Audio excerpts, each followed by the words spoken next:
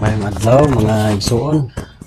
Pudihan ni Kristo. Dili na to kawangon ang pag share sa pulong sa Ginoo ning takna ning kabuntagon o karon diha sa inyo ug turon mayong udto o gabi diha pod sa inyo nga dapit. Maayong gabi pod usab diha kanimo.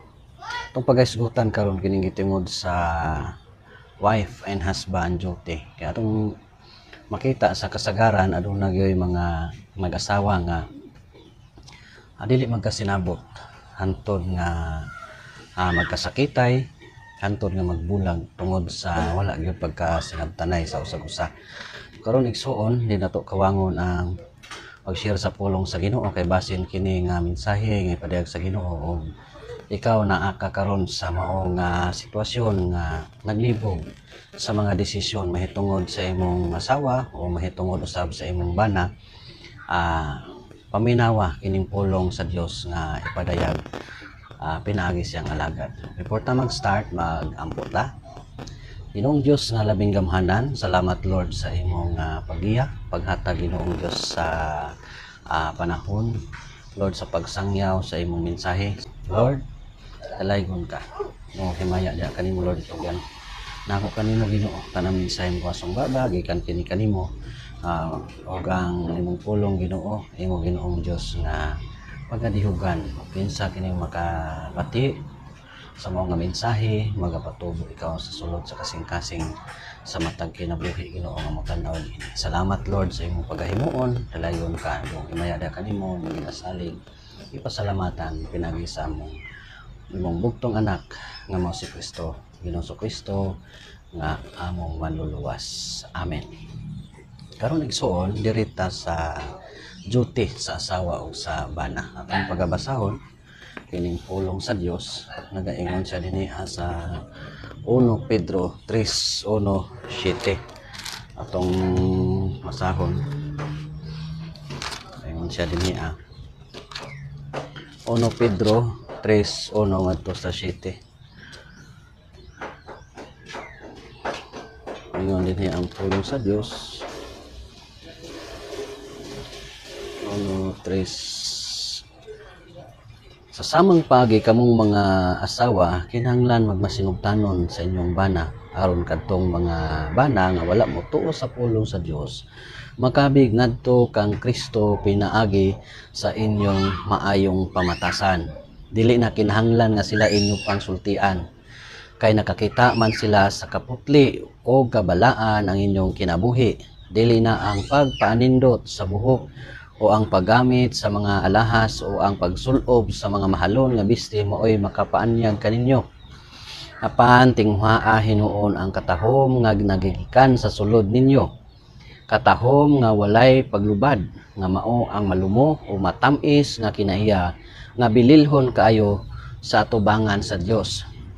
Ingon ini ang pagpaanyag sa mga balaang babae kaniadto nga nagsalig sa Dios o nagtahod sa ilang bana. Ingon ini si Sara nga mitahod kang Abraham og nagtawag kaniya agalon. Karon kamo mga anak sa nga babae ni Sara kung nagbuhat kamo sa maayo og dili mahadlok sa bisan unsa.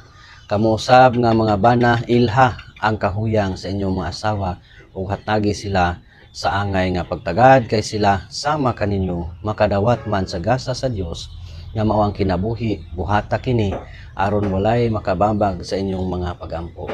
Dalaygon ang Dios sa iyang pagkamaayo igsoon. So dinhi makita nato igsoon ang mao nga senaryo sa mag-asawa o bana. So sumala pa sa pulong sa Dios nga kinahanglan gyud ang asawa mo tahod siyang bana sama sa kinabuhi ni Sara nga nagtahod usab siya kang Abraham o nagtawag kaniya agalon. Atong isgutan gamay gining sa sinugdanan ang mag-asawa gyud nasulat na sa pulong sa Ginoo sa sinugdanan pa lang nga gihiusa na sila sa Dios mo tong lalaki ikuhaag busok sa Ginoo aron sa diha nga mahimong usa ka babae o tungod ni ana mingon laki ani aragyod ang akong kaparehas nako no bikan sa akong bukog O mao na ang lalaki mubiya sa iyang amahan o motipon sa iyang asawa aron mausa sila. So mao nga palangga kayo ang mao nga asawa or bana sa diha nga bagong ipon. O nya mao na nga usahay ang mag-asawa tabangan og labas sa lalaki. Nya ugas po tabangan ugas. O nya kapuyon pahiran di og singot. Naani yung mga singot ug asa na piti pahid ang singot basta magpahiran lamang yung singot. Nya mao na nga dagan ang sa kabulan medyo adunay gamay nga pakiramdam na sa mga kinaiya tungod kay lagi nakita man nga dagko na. So wala nagkita gyud nga gikan pa sa ginagamyan, nakita sila nga dagko na aduna gyud mga kinaiya nga mogawas. So sa kabulan medyo pakiramdamay na mao na nga mao gyapon ang lalaki no. Tapang laba nya bason ugas po. Dagan ng 5 ka bulan diyan nasugod na kita na tinuod nga kita na tinuod yung tayang batasan. So nanay mga pag-away-away ginagmay gawas na mga batasan ay medyo di ka mao sa uban, di ka mao sa pagluto, napayuban ka mao muluto, napayuban gasa ko niya ang ganang matulog lang. O daga mag-away ang usahay ang mag-asawa tungod kay sa tapulan sirag tulog. Mabot na hanto duha ka tuig. Mo 3 ka tuig. 3 to 5 years diha na magsugod ang kagubot no, mabalaan na nila ang isa't isa. So pasabta na nila ang matag-usa kung unsa gyud ang mga kaluyahon, unsa gyud ang mga kana bitong kinaiya sulod sa ilang kasing-kasing anang nga time. Unang kasagaran diha nga higayon na anang tuiga kasagaran mga mag-asawang bulag. Dili magsinabtanay, madamay pa ng mga igsuon, amahan, madamay tuod sa grabing away. Unya paghuman, mag-apil-apil lang igsuon sa away, mulaban sa igsuon pud niya paghuman mag-uli ra. No, damay-damayon pag yun mga igsuon. Usahay pud ang ginikanan, mulabag taman-taman sa anak. Unya pagkahuman, mag-uli ra gihapon tungod kay wala lang sila nagkasinabtanay apan ang ilang gugma nagpabilin gyud ang ilang gugma. Bisan pa man niini makita nato nga aduna gyud magkabulag tungod kay wala gyud sila nagkasinabtanay. So igsuon mao kini higayon atong pagahisgutan aron sa diha nga mapabilin gihapon ang maong maayo nga relasyon sukad sa sinugdanan o magmalahutay kini hangtod sa katapusan sa kinabuhi. Indot nga paminawon o maayo nga pamalandungon kung ang mag-asawa kana bitong moabot sa katigulangon nga dasig hapon ang ilang panaghigugmaay. Lindot kayo pamalandungon. So kini nga pulong igsoon atong pagahisgutan aron sa diha nga makabati taon sa mensahe sa Ginoo alang sa mag-asawa no. Ngayon nila nga himuon. So diri sa 1 Korinto nga atong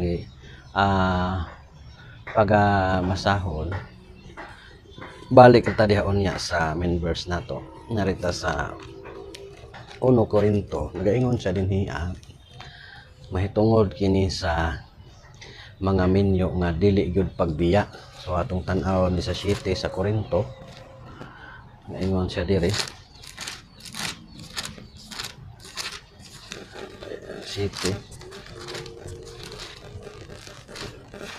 Mao na iyang pulong ingon din 11 ngadto sa 15. Yan siya. Kung mubulag siya kinahanglan na dili siya magbinyo pag-usap o makiguli siya sa iyang bana o ang bana kinahanglan nga dili makigbulag sa iyang asawa. So mo ni pahinumdom ison kung magbulag siya kinahanglan dili siya magminyo. Batod pa sa pulong sa Ginoo dili gyud siya magminyo. Pasabot bisan pag-asa siya maabot dili gyud siya magminyo. Kaya mao na gusto sa Dios. Diri sa 12 ingnon ko ang uban bisag wala ako suhuas sa Ginoo niini kung ang usa ka bana nga magtotoo may asawa nga dili magtotoo og miuyon ang maong babaye sa pagpakigtipon kaniya Kinahanglan nga ang lalaki dili makigbulag kaniya. So dili makigbulag kaniya ang lalaki. Kung asawa magtotoo ang panangbana dili unya biuyon ang maong bana sa pagpakigtipon kaniya, kinahanglan nga dili makigbulag ang asawa sa maong bana. So daghan ni mahitabo igsuon nga nay magtotoo ang asawa nya di gyud magkasinabot tungod kay dili magtotoo ngayang bana musukwahi sa gusto sa iyang asawa. So ang pulong nag-ingon nga dili gyud pabiyaan sa asawa bisan pa man ang bana dili pud pabiyaan ang asawa nga dili pud magtotoo. Kung ang asawa magtotoo dili pud pabiyaan ang mao nga bana nga dili magtotoo. So direta sa 13. Kung asawa magtotoo panang bana dili unya miuyo ang mong bana sa pakigtipon kaniya kinahanglan dili makigbulag ang asawa sa maong bana. So sa 14, kay ang bana nga dili magtotoo gidawat sa Dios pinaagi sa pagkagiusa ngadto sa iyang asawa. Ug ang asawa nga dili magtotoo gidawat sa Dios pinaagi sa iyang pagpakigiusa ngadto sa iyang Kristohanon nga bana. So mao kini siya igsuon, kita nato diha nga ang magtotoo nga asawa o dili magtotoo nga bana kinahanglan nga dili gyud makigbulag ang magtotoo nga asawa. Ug ang bana po nga magtotoo kinahanglan dili gyud pud mobulag ang magtotoo nga bana. Kay gusto sa Dios ang kalinaw. Paano dili gyud magkasinabot ang dili magtotoo mobulag, pabulag siya. Karon sa diha nga wala na kay kabilinggan. So padayon gyapon sa pagsunod sa kabubuton sa Dios. Unsa ang duty sa asawa aron tunhay ang pamuyo at tubangan sa Dios nga malipayon. Mao ni ang duty sa asawa. Balik ta sa main verse 6 diri sa atong gibasa kanina sa 1 Pedro 3. Atong gibasa diri kanina nag-ingon dinhi sa 3:1 ingon diri. Sa samang paagi kamong mga asawa kinahanglan magmasinugtanon sa inyong bana aron kadtong mga bana nga wala motuo sa pulong sa Dios makabig ngadto kang Kristo pinaagi sa inyong maayong pamatasan. Dili na kinahanglan nga sila inyo pang sultihan. So dili na kinahanglan inyo pang sultihan.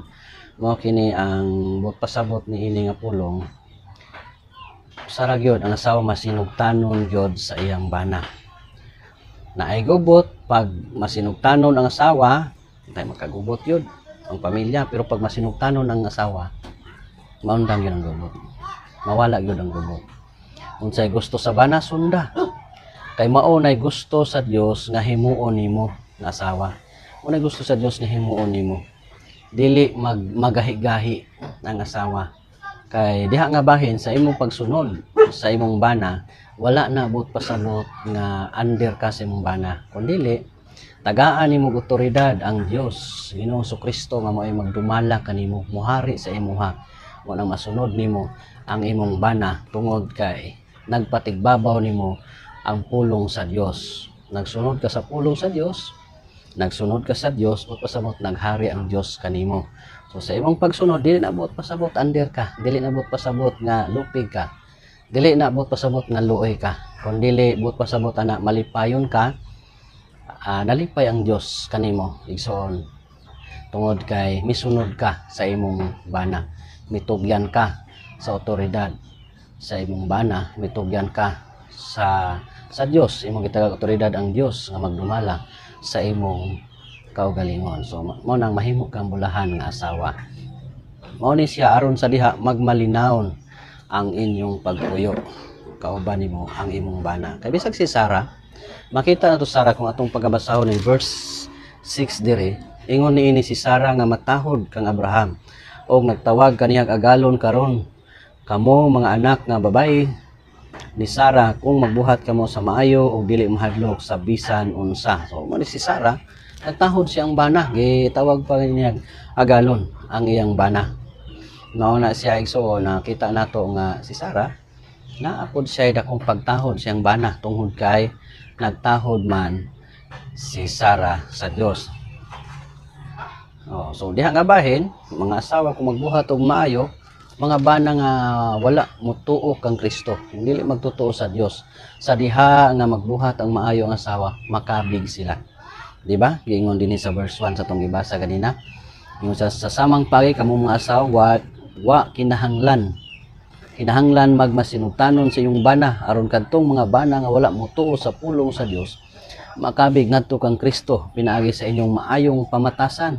Makabig ngadto kang Kristo pinaagi sa inyong maayong pamatasan. So kumusta mang mga asawa karon? Mga asawa karon kahibaw ko daghan pag yung mga buutan. Daghan kaayong mga pugihan. Pero mao na nga di po na ko malikayan makita lagi dili po yung tanan, pero napoy kugihan po na muadtog kanang sugalan ng uban.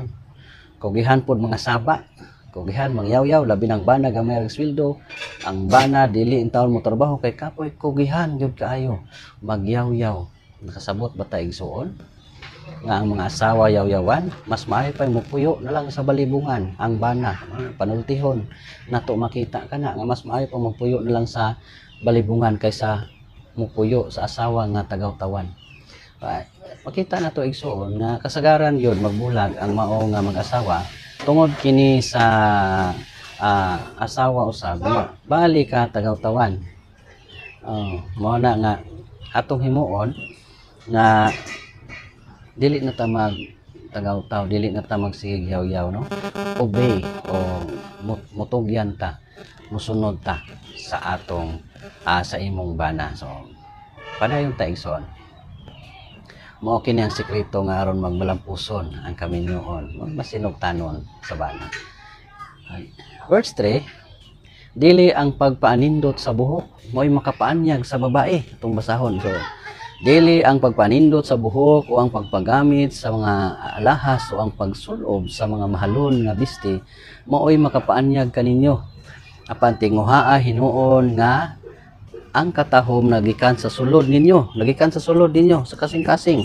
Katahom nga nagikan sulod ninyo, katahom nga walay paglubad nga mao ang malumo og matamis nga kinaiya nga bililhon kaayo atubangan sa Dios. Kana may makapaanyag ang matamis nga kinaiya nga bililhon atubangan sa Dios. Pagkaanindot mo nay angay himuon sa usa ka asawa. Sa Efeso 5:22 igsoon mo kini nag-ingon usab dinhi. Ang Efeso atong pagabasahon yun siya nindot yun siya nga kanang pulong usab mahitungod sa mga asawa. Dasig sa matag sa mga asawa aron nga matunhay o magmalipayo ng inyong pamuyo. Sunda ang pulong sa Dios, sunda ang Dios. Ingon ri sa 22, mga asawa tahura og sundan ninyo ang inyong bana sama nga nagtahod og nagsunod kamo sa Ginoo. Mao kini. Sama nga nagtahod og nagsunod kamo sa Ginoo. Mao na ang gingon nga tagaan niyo otoridad ang Dios nga magdumala sa inyo nga kinabuhi. Pasabot dili mo under kundi misunod lang gyud mo sa pulong sa Dios, misunod mo sa Dios sa iyang gusto alang kaninyo. Sa angay po ninyo nga himuon. No na. Mga pag nakita nimo ang inyong bana nga kung pagkabuutan karon adamor pa ninyo makita ang pagkabuutan sa inyong bana kung magsunod mo sa pulong sa Dios. Imagine ang dili magtotoo makapig gani basta maayo ang iyong buhat. Samot magbuhat og maayo damo pa daghan pa yung makita nga kinaiya nga maayo sa imong bana tungod kay maayo man mo nga asawa. Nindot kayo ang pulong sa Dios igsoon. So muna nga dapat yun nga mangonsulta sa bana usab ang asawa.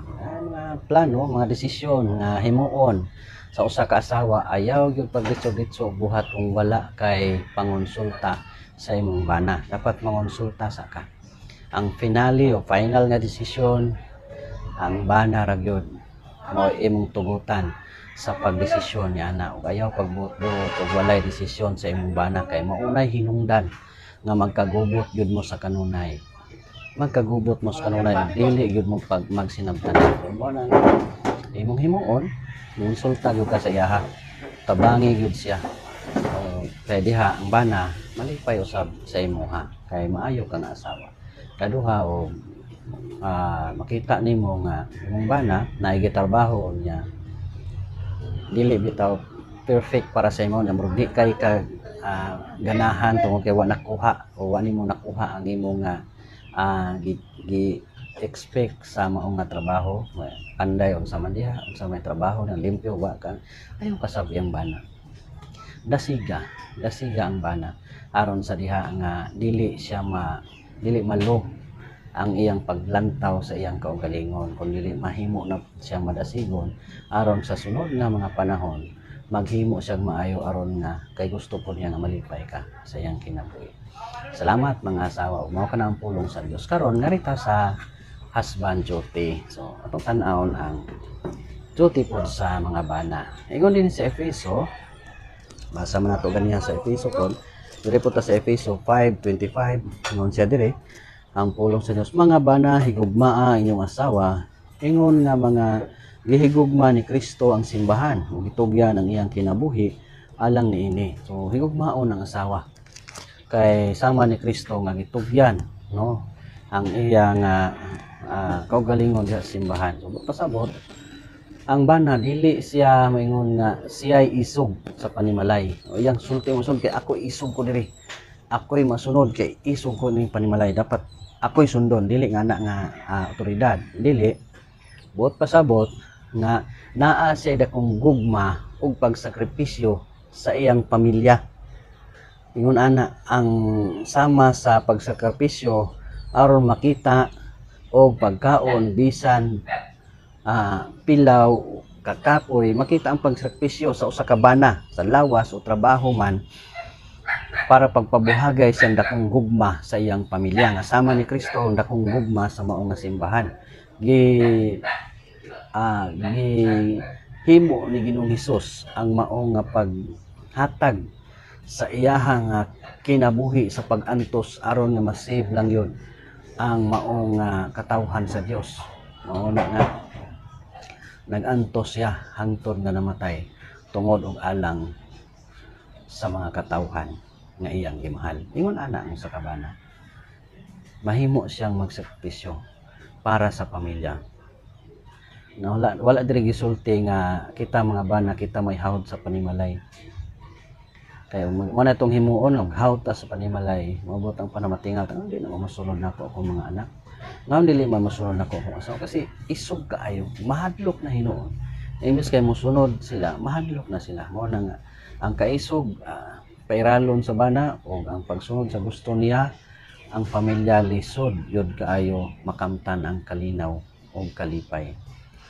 Mo nang gubot og samo pod ang panimalay tungod sa bana nga hawd lagi sa panimalay, dili na mong hawd.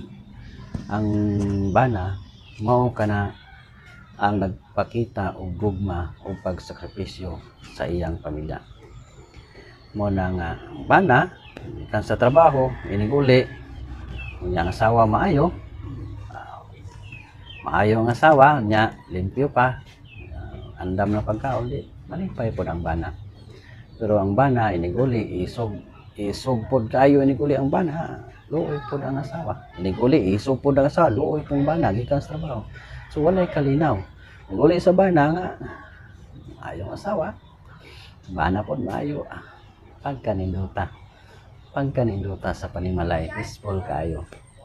Mao nga bantayanan nato na mga bana. Sakripisyo sa pamilya, diha makita nila ang atong dako nga paghigugma. So si Jesus nag-antos ng sakripisyo.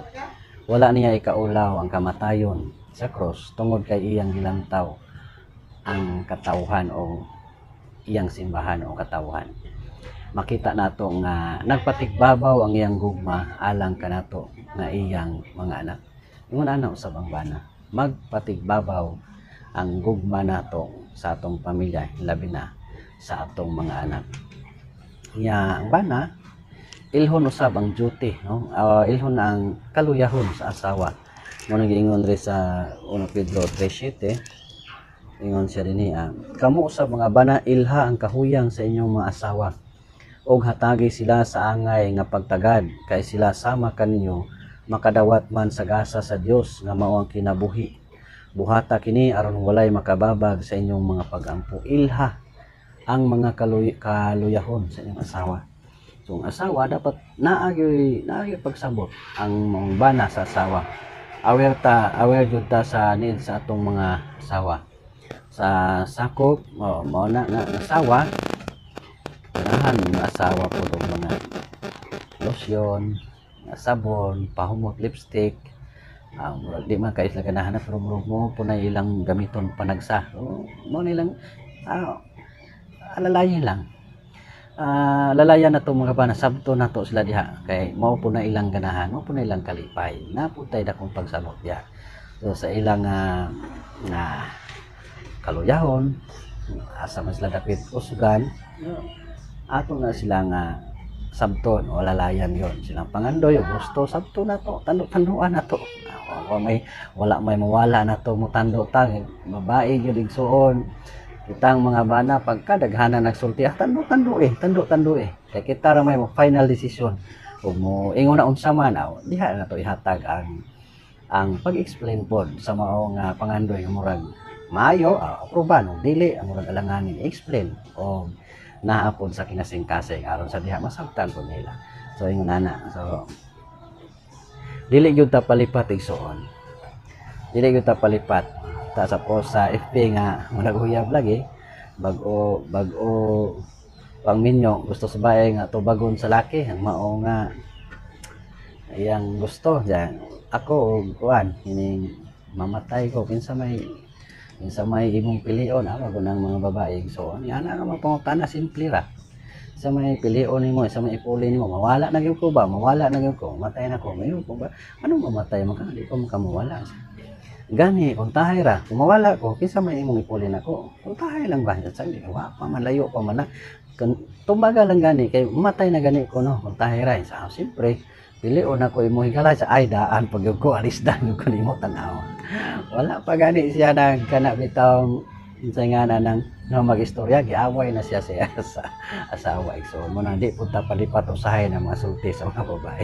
alalayan sabto na to sila diha nga bahin so mao na nga pasinugan nato ang mga bana atong asawa kung angayan gyud siyang pasinunggan. Ilon gyud nato ang kahuyang sa atong asawa. Kusog, desires o goal nila ato gyud silang ilhon. Kini ang gusto sa Dios nga atong himuon mga bana. So mo na episo 5:21 mao kini ang last verse nga atong paghisgutan. Ingon diri sa 21, tungod kang Kristo pag tinahuray kamo. Tungod kang Kristo pag tinahuray kamo. Tungod sa Dios. Kung diha nga bahin igsoon, makita nato ang mga asawa magmalinaw hangtod sa pag-abot sa katiguangon sa ilang kinabuhi. Padayon sila. Pangutanon nato ng mga atong mga tatay na nasa bukid ng puyo, wala kayo na sila ng kuan ba? Wala kayo na sila na-expose sa mga nga social media. Pangutanon ko, kumusta mo nanay tatay? Nagyod lang paghinig ug maay mo nang ingon sila nga ug init kay siya loy. Paubos po ko. Ug siya pod may masuko na ko, mangayo po ko pasaylo. Kana lang ka simple. Aron sa diha nga mapuy-an ang usa ka pamilya og nakalinaw ug gugma magpatigbabaw sa matag usa. Magmasinugtanon. Tahuron ang bana o higugmaon ang asawa. Mao kana ang gusto sa Dios nga angay natong himuon ingon nga mag-asawa. Dalaygon ang Dios ug salamat kaayo sa pagpaminaw Ginoo magapanalangin kanatong tanan. Salamat sa Dios.